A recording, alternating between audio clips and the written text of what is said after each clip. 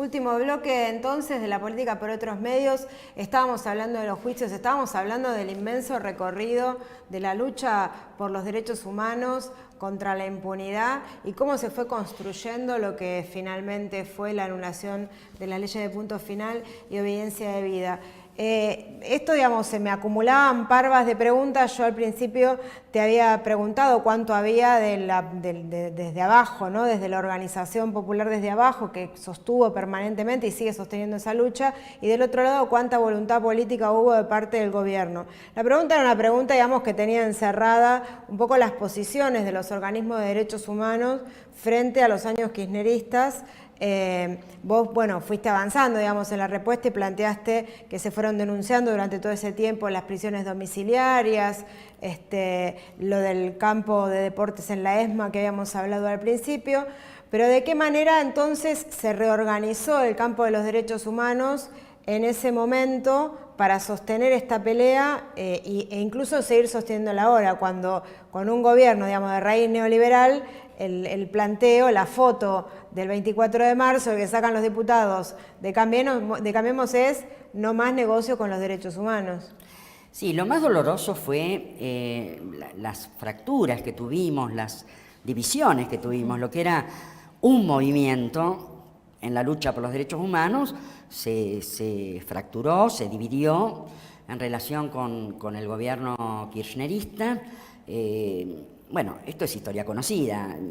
Los organismos que pasaron a ser adherentes del nuevo gobierno, que ya no era nuevo gobierno porque estuvo muchos años gobernando, y quienes creímos y seguimos creyendo que no, que la memoria no es de los gobiernos, que la memoria es de los pueblos, que había que mantener una independencia, porque esa independencia era lo que nos permitía y nos permite denunciar cuando hay que denunciar.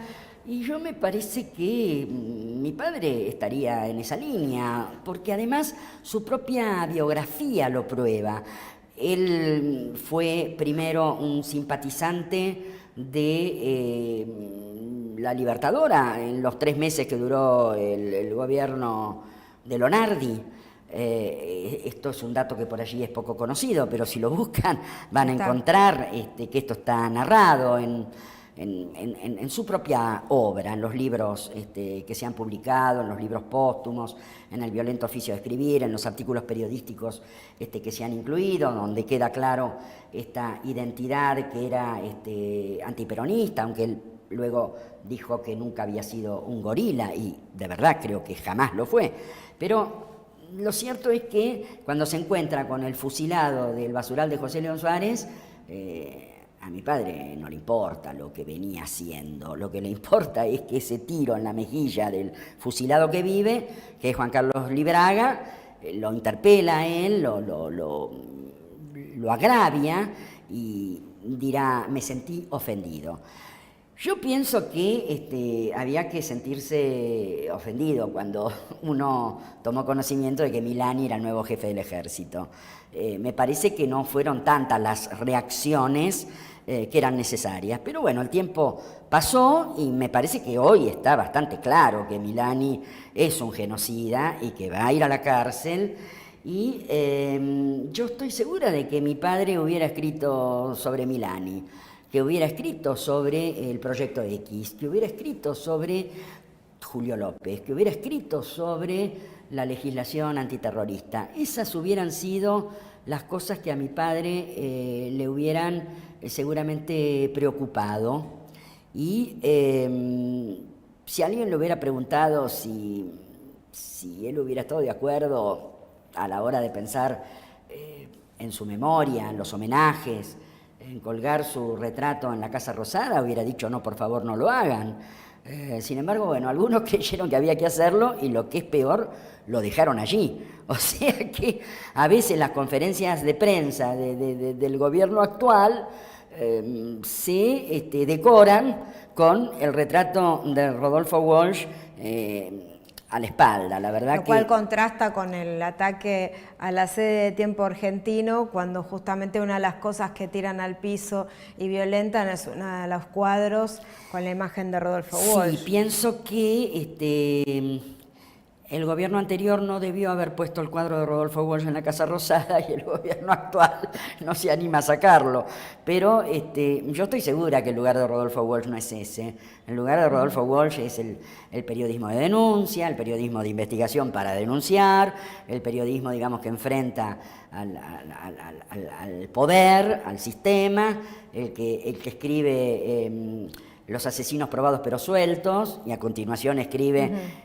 El sistema no los castiga, los premia, y me parece que esas frases siguen siendo hoy el motor que nos acompaña a la hora de escribir y denunciar.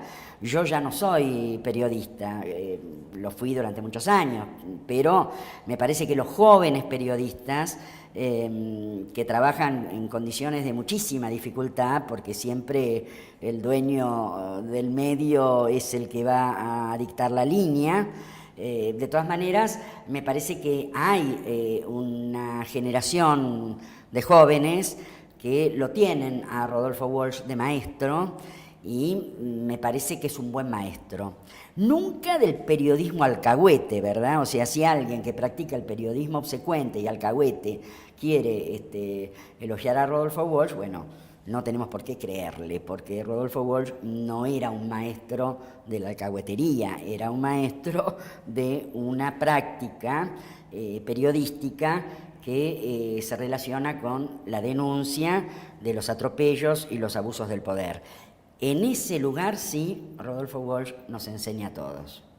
Con esa frase cerramos entonces este programa. Te agradecemos mucho que hayas venido a Barricada TV, a este programa y a este canal. Y bueno, esperamos tenerte en más ocasiones. Muchas gracias. Nos vemos la próxima.